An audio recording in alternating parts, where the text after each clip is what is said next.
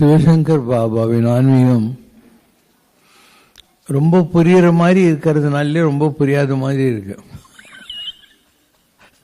இவான myth ஒரு ஆன்மீகம்னா உங்களுக்குன்னு ஒரு மைண்ட் செட் வச்சிருங்க. ஒரு சாமியார் தாடி வச்சுன்னு இருக்கணும், ஜடா முடியெல்லாம் வச்சுன்னு இருக்கணும், காவி கீவி கட்டின்னு இருக்கணும், கையில் ஒரு குச்சி கிச்சி வச்சுன்னு இருக்கணும். இதெல்லாம் உங்களுடைய கன்செப்ட்ஸ். அப்படி இல்லாத ஒரு ஆளை உங்களால் ஒரு ஆன்மீகவாதியாவோ ஒரு மகானாவோ கற்பனை கூட பண்ணி பார்க்க முடியாது. இதுதான் உங்களோட ப்ராப்ளம். ஆனால் ஹையஸ்ட் லெவல் ஆஃப் ஆன்மீகம் இருக்கு இல்லையா, that's what I am trying to preach to you. What I am practising is highest level. எக்கோலம் கொண்டால் என்ன, ஏது அவஸ்தைப்பட்டால் என்ன, முத்தன் மனம் இருக்கும் மோனத்தே. அவங்க என்ன மாதிரி ட்ரெஸ் பண்ணால் உனக்கு என்ன, அவங்க எப்படி நடந்துக்கிட்டா உனக்கு என்ன, அவங்க மைண்ட் எங்கே இருக்குன்னு உன்னால் கண்டுபிடிக்க முடியுமா? முக்தன், முக்தி அடைந்தவன், லிபரேட்டட் சோல், மனம் இருக்கும் மோனத்தே, is totally in blissful silence. முத்தன் மனம் இருக்கும் மோனத்தே. உலகத்தார் போல் உண்டு, ஜனங்களை மாதிரியே சாப்பிடணும், உடுத்தி பூண்டு அவங்களுக்கு சர்வீஸ் பண்ணும். தொண்டர் விளையாட்டில் சுகம் காணும் ஆனந்தம். தாய்மானவர் ஜனங்களை மாதிரி சாப்பிடணும், ஜனங்களை மாதிரி ட்ரெஸ் பண்ணணும், அவங்களுக்கு புரிகிற பாஷை பேசணும், அவங்க கூடியே இருக்கணும். குடியிருந்து குளிர்ந்தேல் ஒரு எம்பாவான்ற மாதிரி அவங்க கூடியே இருக்கணும், அட்டடிக்கணும், ஜாலியாக இருக்கணும். அந்த ஐடென்டிஃபிகேஷன் ஷுட் பி டோட்டல். தொண்டர் விளையாட்டில்னாக்கா அவங்களுக்கு நாம் சர்வ் பண்ணும். சுகம் காணும் ஆனந்தம், இதுதான் ஆன்மீகம் என்பது. இது யாருமே பிராக்டிஸ் பண்ணதில்லை இது வரைக்கும். உலக வரலாற்றில் நீங்கள் பார்த்த மகான்கள் இந்த வழிமுறையை பின்பற்றியதில்லை. அவங்க ஜனங்களிலிருந்து தங்களை அந்நியப்படுத்தி கொண்டார்கள். அவங்களுடைய language, distancing themselves from people, their dress code, their habits, their way of preaching எல்லாமே அந்நியப்படுத்தது, ஜனங்கிட்ட இருந்து அந்நியப்படுத்தப்பட்டது. அதனால ஆன்மீகங்கிறது இப்படி தான் இருக்குங்கிற மாதிரி அப்போ ஊப்பர் ஜா சக்தி.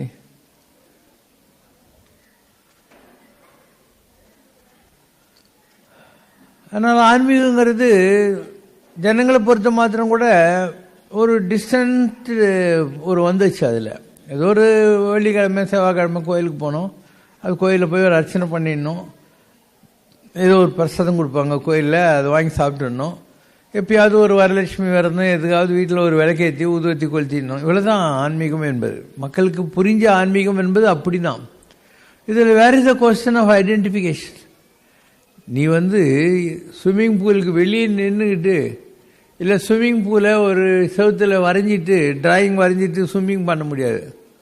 குதிக்கணும், தண்ணியில் குதிக்கணும், நீச்சல் குளத்தில் குதிச்சு கையும் காலையும் நொட்டு புட்டுன்னு அடிச்சுக்கிட்டா தான் அதுக்கு பேர் ஸ்விம்மிங். அதனால் ஆன்மீகம் என்பது மக்களிடத்திலிருந்து அந்நியப்படுத்தப்பட்ட ஒரு விஷயமா மாறிடுச்சு, ஒரு பாரம்பரியமான ஆன்மீகங்கிறது. And that is not given dividends. அந்த வழி தடங்களில் சென்ற ஆன்மீகம் என்பது அடுத்த அடிக்கு கொண்டு போகவே இல்லை. இப்போ உங்கள் தாத்தா பாட்டி இல்லை உங்கள் அப்பா அம்மாலாம் ஏதோ ஓரளவு பூஜை பண்ணியிருப்பாங்க. உங்கள் தலைமுறையே ரொம்ப கம்மியாக போச்சு. உங்களுக்கு கீழே வந்திருக்கிறவங்களுக்கு சாமின்னா என்னன்னு தெரியாது. இல்லை, they really don't know anything about ஆன்மீகம். நீங்களே கோயிலுக்கு போகிறோம் வான்னா கூட, நீங்கள் போங்க மம்மி எங்களுக்கு நிறைய வேலை இருக்குதுன்னு டிவி பார்த்துன்னு இருப்பாங்க, இல்லை செல்லு பேசிக்கின்னு இருப்பாங்க. ஸோ ஒரு பாரம்பரியமான ஆன்மீகம், ஒரு 5000 வருஷங்களாக இந்த மண்ணில் விதைக்கப்பட்ட ஒரு அற்புதமான தெய்வ நம்பிக்கைகள் காலப்போக்கில் தளர்ந்து விட்டன. இதுதான் உண்மை. ஸோ உங்கள் டைமெல்லாம் முடிய போகுது, ஆசீர்வாதம் நினச்சிக்காத. அப்போ யாருக்கு இந்த ஆன்மீகம்? நம்ம எவ்வளோ பெரிய அற்புதமான மண்ணு புகழ் மகேந்திரகிரியில் ஈசன் அருளிய பனுவல். நாயன்மார்களும் ஆழ்வாராதிகளும் எப்படிப்பட்டவங்கெல்லாம் வந்தாங்க இந்த மண்ணில். தேவாரமும் திருவாசகமும் 4000 திவ்ய பிரபந்தமும் எல்லாமே இருக்கக்கூடிய மண். இன்னைக்கு மனுஷ தொட்டு சொல்லுங்க, 199 பேருக்கு இதில் ஏதாவது தெரியுமா? இதில் ஏதாவது தெரியுமா? அப்போ நாம் என்ன பெருசாக ஆகாச வானத்தை கீழி வைகுண்டத்துக்கு போயிட்டு தப்பாக நினைச்சு உட்காந்துருக்கோம். எதுவுமே இல்லை நம்ம கிட்ட. இல்லை, மொட்டை தலை வச்சுக்கிட்டு நீ பட்டை தைச்சி தாழம்பு வச்சுக்க முடியுமா? நீ மொட்டை தலை, உங்கள்கிட்ட முடியே இல்லை. அதனால்தான் என் வழிமுறைகளை நான் மாற்றினேன். டவுன் டு எர்த், தரையை தொடரும். அதனால் I started working with youth. என்னோட டார்கெட்டே வந்து இளைஞர்களும் குழந்தைகளும் தான். ஏன்னா அவங்க தான் வருங்காலம். இவங்களை இழந்துட்டு என்னத்து நீ உங்கள் பெரியவங்கெல்லாம் எவ்வளோ வருஷம் காப்பாற்றி கொண்டு வந்த ஆன்மீகம், அதை எங்கேருந்து கொடுக்க போகிறீங்க, யாருக்கு கொடுக்க போகிறீங்க? There won't be any takers in the coming years. எல்லாம் தெரிஞ்சு தான் செய்கிறேன் சிவசங்கர் பாபா, தெரியாமல் ஒன்றும் செய்யலை. அண்டு ஜனங்களுக்கு புரிஞ்சாக்கா இது விளங்கிடும். Slowly they will try to understand இந்த காலம் சரியான காலம் அப்படின்னு ஜனங்களுக்கு புரிஞ்சிடும். I created a paradise and it's open for all. இது யாருக்கும் சொந்தம் இல்லை. ஹோல் திங் யாருக்கும் சொந்தம் இல்லை, எனக்கே சொந்தம் இல்லை. நான் தான் இதெல்லாம் பண்ணேன். ஆனால் I am not a trustee also.